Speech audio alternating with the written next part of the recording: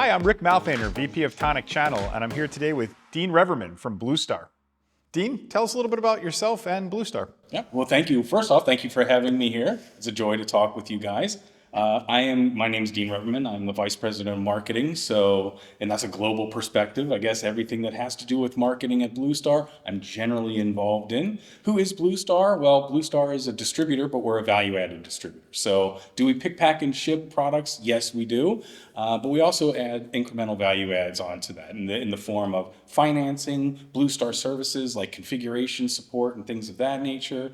And then we have, of course, marketing programs. We have programs like Tech Connect, which is where we make great software manufacturers like you and try to bring them into the ecosystem of hardware and VAR and other ISV partners. So that's what we do. Dean, you alluded to your model of working in the channel. Can you expand on that a little bit? Yeah, well, and like ecosystems, right? So when you think about it, as a distributor, we have kind of this unique perspective where we have hardware manufacturers, you've got resellers, you've got ISVs such as yourself, and really the distributor kind of sits in the middle. Well, what does that mean? Well, it's an ecosystem that is pulled together. And when we talk to our partners or our customers, they're constantly coming to us and saying, hey, look, there's the normal business, right? There's a normal point of sale, or there's a normal business that we're in. But what are some of the adjacent technologies? What are some of the emerging technologies that are happening in the marketplace that we need to be sensitive to so that we can grow our business? And so we sat back and thought to ourselves, well, okay, we need a formalized way of bringing these partners into the ecosystem. So we developed things such as like Tech Connect program, which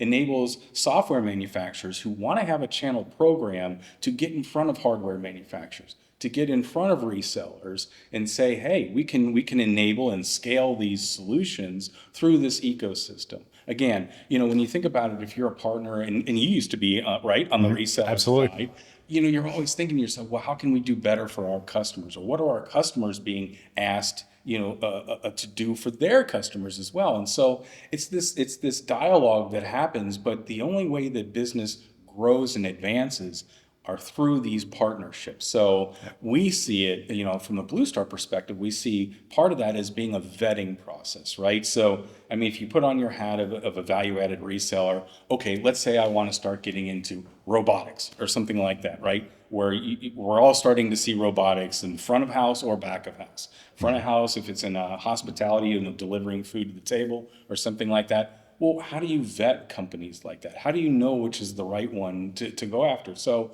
that's kind of what we feel is part of our disposition with the Tech Connect program and things like that, is to look at the partners, vet them to a certain degree using tools like CV Insights or other analytical tools, talking to the partner community, talking to the hardware community, vetting through these systems so that we can then provide solutions to the resellers that are somewhat vetted to a certain degree, right? Because you as a reseller, you want to walk into the room and have some confidence behind the solution that you're going to provide. If you are going to try to go just a little bit outside of your core of what you do, maybe there's some adjacent technologies. I understand that maybe robotics is one of those where a lot of people aren't, there's a lot of smoke around it, right? It's like, hey, there's this thing that's coming, but how are we going to get there?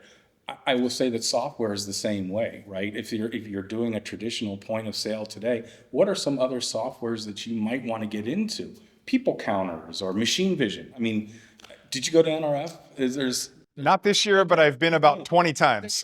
So you know what I'm talking about, though. Right. You see all these technologies like machine vision, and again, how do resellers know, well, what's the right machine vision to go after, or which ones are going to be the winners at the end of the road? So anyway, we feel that it's our job to pull in from the partner networks, the Intels of the world, the Lenovos on the hardware side, the great software manufacturers like you all, other partners, to try to comb together what these solutions are going to be, and then come up with channel enablement to move them into the marketplace. So, when you think about it, an ecosystem's pretty important to make that happen, right? Yeah, that's great. One of the things I think back to when I put my reseller hat on from 10 years ago is, in the beginning, I sold point of sale. Right.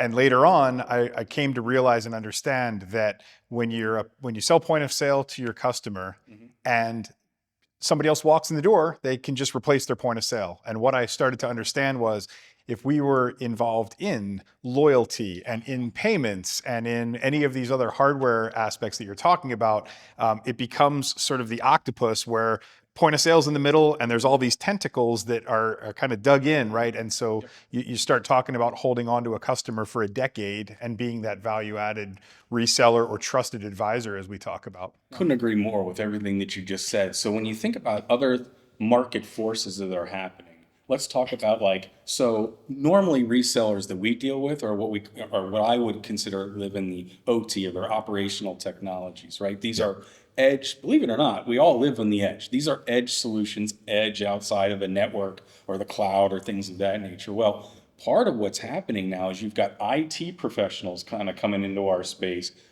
We, the traditional OT folks, are being asked to do more and more on the networking side, the camera side, things of that nature. So there's the blurring of OT and IT that is occurring. And to your point, I mean, I think that value-added resellers really kind of have to open up the aperture a little bit on their business and say, what more solutions can we provide?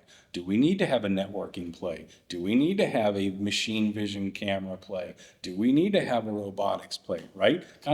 Because when you're a reseller, you see that happening and you're worried that, the IT reseller is going to walk in, the person that's doing the backroom server cloud stuff.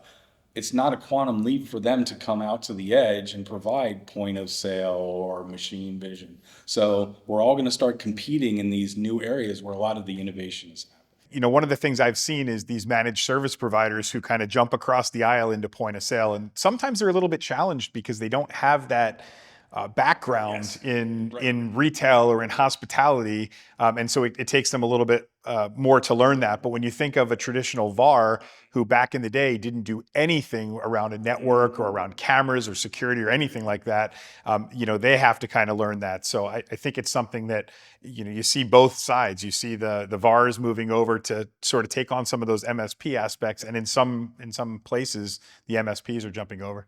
But when you think about it from the VAR perspective, they've worked so much of their lives developing the relationship around their customers, right? And they own their customers, and they do. And so the issue there is, well, how can you just leverage that relationship now a little bit beyond what you traditionally do? Because like I said, they've worked all their lives to get these partners, these customers, and they want to be a good partner to them. And it's just simply helping to enable them to get out of some of their comfort zones in some of these new areas. So we're very sensitive to that. And I think as a channel, we need to be very sensitive to that. So.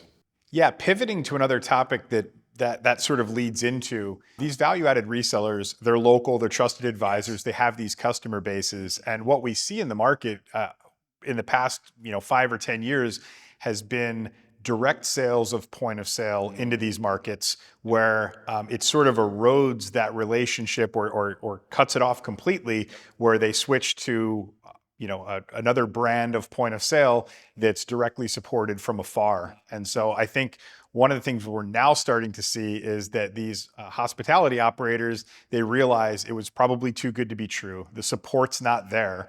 And I think in these markets, if you take a look at the metropolitan statistical areas of the US, the top 50 or 60 markets have more than 1 million people. And I think those are the areas that will always support one or more value-added resellers who can go be that trusted advisor. So thinking about how obviously those are the people, the VARs that you deal with and what their future looks like and what we're seeing in the market challenges. Can you speak to that a little bit? I think you've hit it nail on the head. I mean, when you think about what is happening, of course, with big dollars, big companies coming in, swooping in, trying to erode some of the SMB. I mean, right to play used to just be in the tier 1 level, right? Right. Or, big players and a lot of dollars being thrown at that, or VC here, funding this company or whatnot.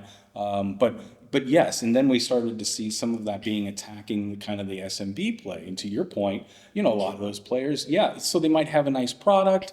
Yeah, it might be free, quote unquote, coming out of the gate, but there's all these stipulations around it, or it just doesn't quite turn out to be what it was. I think you've hit the nail on the head in the sense that resellers understand, the folks that are in the business to the locality, it matters, right? Knowing somebody who's there locally, when you can service and support, when you can answer the questions and be there, when you can set it up specifically for their business, I mean, look, we've all been in kind of development and solution development, and you can buy a solution that's supposed to be off the shelf. It might get you 80% of the way there, 90% of the way there. For But we sure. all know that it still takes a reseller to do that last 10%, really customize it for the end user, and then service and support that. So do some people get tricked? Yes. And is it valid? Sure, because it's at a lower cost and they're business owners and they're just trying to do what's right for their business as well. But I think that obviously over time that will wane, and hopefully that means well for the resellers. Yeah.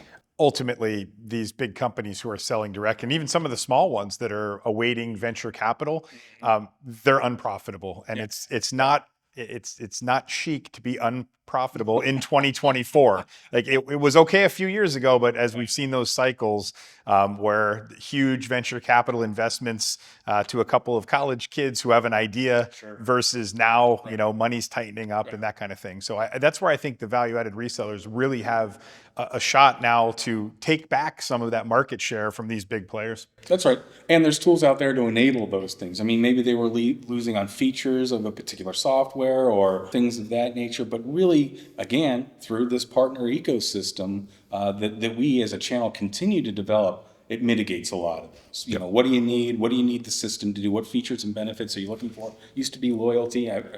Almost everybody has loyalty features and stuff like that. It will continue to evolve, but really, solution integrators that are going to be successful in the future are going to have the rock solid partners and ecosystems. And again, I feel like we're all complicit in that in the channel of developing who those players are going to be and who those winners are going to be. Yeah, thinking about the Tech Connect program and having been a part of that and having shown up at VARTech this year, seeing your presentation where you guys were on the stage and having everybody come up for their 5 or 10-minute presentations, it's incredible because that just builds an ecosystem of all of these partners. And I heard people in the room say, I didn't know that existed, and we could integrate with them and create a solution. And I think that's one of the things that I've seen. I've watched BlueStar evolve over 25 years now, and that's the one big piece. Obviously, VARTech has become known industry-wide as the place to be, but certainly the Tech Connect side of things is interesting. And that's part of our DNA, right? But I think that's part of the channel DNA. In order for the channel to survive, we need forums like that. We need events like that so that, again, vetted partners and we go through a bit of due diligence on our side, right? I mean, we're using analytical companies like CB Insight and things of that nature to give us the raw data like, oh, is this partner going to be, are they a flash in the pan, fresh out of their garage? Right. Maybe not somebody that you want to, throw all your eggs behind. We've got mechanisms behind the scenes where we're kind of truly evaluating the partner. We're trying to get them introduced into our hardware partners in that ecosystem. But to your point, it's important to have that forum in the area where we can educate everybody, not just the resellers, but believe it or not, even the hardware manufacturers are very, very interested in what is happening in the software community. It's impossible to keep your thumb on the pulse of everything that is happening, especially with the explosion of AI. I mean, come on, you walk around, everybody's got an AI business, right? And it's like, well, who's going to be the right one, for us, or how do we vet these types of things? So we think it's critical, and again, we see it as just being a value to the channel, right? And a lot of times they're software providers that really have nothing to do with what we distribute, but we understand it's in the ecosystem and it's enabling our partners to grow their business or understand where the business is going so that they can start reacting to it as well. It's critical. Yeah, one of the things I love about BlueStar and sort of my connection to my 25-year plus connection to BlueStar is that I've been involved in other projects, consulting things and whatnot. And having seen, you mentioned the hardware and the software connection. When I first started selling Epson receipt printers back in 1998, they were a serial connection, Right. and you shoved data to them and they printed a receipt. And just a few years ago, I was working on, it was an in-venue sports betting type application. And one of the things we looked at was one of the manufacturers, I believe it was Bixalon, has a printer that has a full web server built in. So you can actually build your application onto this piece of hardware without having another server in the place. And so I found that by simply calling somebody at BlueStar that I had dealt with in the past. And I said, hey, can you can you help me find something for this? And they said, well, you should take a look at this printer, right? And that's the kind of connection. So that's a specialty that resellers bring to the marketplace too, right? I mean, we're all in the same pool together if it were. So yes, I mean, of course, that knowledge transfer is what makes specialization so key. We've heard it at the event that we're at here today. You know, specialization, the ability to provide that to the customer, and now I'm talking from the reseller perspective, is so key. They have to be able to be that trusted advisor, but also being able to plan out what's occurring. So yes, you know, right, that kind of education, that kind of product support, that kind of knowledge is key. Key. I think what's going to be really important in the future for VARs is, I hear this all the time. They say, you know, our market share is eroding. XYZ point of sale has come into our market and just decimated us, taking customers away. I'm like, yet you're still here, right? You're still doing okay. And so a lot of times this jumps into some negativity for them, and negativity maybe about the future. And then they come to an RSPA event like Inspire or Retail Now, and they get excited about things, right? And then they go home and then they say, okay, you know, we've got the tools that we need. And I think that's something that we can all do. In my role at Tonic, I'm talking to resellers every day who have had a product taken out from under them. You know, some of them have worked with these products for 15 and 20 years. And it gets bought by somebody and the game changes for them, right? And so think of how disruptive that is. Oh, it's insane. I mean, it's like you're taking mission critical stuff and just messing with it. Yeah. Yeah. And that's, you know, having built a business on somebody else's intellectual property, right? When I'm a reseller, I'm selling somebody else's IP. You know, the technology itself is important. The product is important, but at the end of the day, the relationship is the thing, right? Absolutely. It's the relationships that they're building, born out of blood, sweat, and tears of being there and developing the business together. And again, you know, in order for the channel to survive, it's going to take the ecosystem in order to develop these solutions that are going to advance everybody. I mean, think about it. When you're a reseller now you got to compete with other solutions that are coming in, like machine vision type solutions at a convenience store, for example, where it's doing object recognition right there. And that's a threat. So we need to start developing solutions around that. So we are working with partners like Intel and Toshiba and other folks to say, hey, we got to start bringing these to market to enable the resellers so that they can have that answer. Those that play in that case, a convenience store. The good part about that, if I may, for the resellers at this point is that some of that stuff is still fake, right? And having gone into these convenience stores and learned about these solutions, you find out that they can't shove that much camera data to the cloud. So there's a huge server on site, and it turns out that in the beginning, they actually have somebody looking through the video to make sure that what the recognition did is right, and then they're actually going and counting inventory. When fiber's to the place, they'll be able to send that much data. I believe VARs will be in that game within the next 5 years, I think. So Dean, a topic that's been on my mind lately as I talk to some of these traditional VARs is they've continually sold in an upfront manner as opposed to as a service. Trying to help them transition to that model, obviously it's been talked about a lot at the RSPA for the past decade and a half, and we transitioned our model back to that a long time ago. But it's resource intensive in the beginning. It's very capital intensive. And so it's something that as we look to help VARs move into that, I think BlueStar has some solutions for that. Is that correct? Well, yeah, we're not immune, right, to that, in the sense that we understand that the reseller community, everything that you just said, not only that, but then there was this influence of these other companies that we were talking about that came into the marketplace and offering, oh, don't pay me the OpEx, don't pay me this, or the CapEx, I'm sorry. Here's just a monthly payment that you have to do, right? And so, being a distributor, actually, the ongoing joke at BlueStar is we're not just a distributor, we're also a bank. Because or whenever we get a new employee, I'm like, you don't actually work for a distributor, you work for a bank now. We say that jokingly, but what it means is one of the values that we bring to the marketplace is financing. Financing options for our partners, our customers, to enable them in the marketplace. So we've developed such things as hybrid SaaS. What is hybrid SaaS? And it's all around this as a service model. So hybrid SaaS, we work with our banking partners to enable it to come up with formulations that, for example, in this model, if a reseller comes to us with a deal, $50,000 deal, right, of hardware that needs to occur.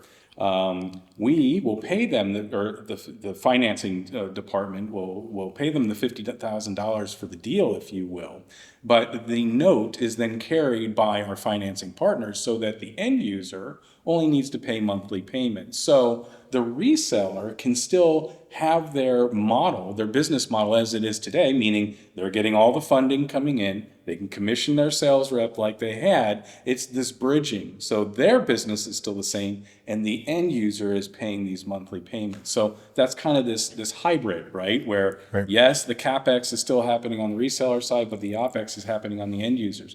The reason why we did that is to enable customers to start moving their business into an as of service, because you hit the nail on the head. I mean, there's a pain point there, right? How do I go from commissioning my sales reps on all of these upfront deals to now just taking a monthly check in the mail? It's hard to do, right? Yeah. I mean, it's like if you're the sales rep, it's like, no, I need my commission for that big sale. So it was bridging the gap. It has helped a lot of resellers bridge that gap and start moving their business more into an as-a-service model, which again is that recurring revenue, keeping them competitive in the marketplace at the end of the road too. Yeah. So this service will not just the hardware, but you can roll in your software, you can roll in your setup services, training. All of that can be lumped into these deals and then moved forward. Or we can get creative on just extending terms or allowing for multiple payments. There are a lot of different things we can do from a financial aspect to try to help resellers in the marketplace be competitive and get those. And then we get them through 10,000 feet, and then they can become the bank. Yeah, right? Yes. Oh, I like that.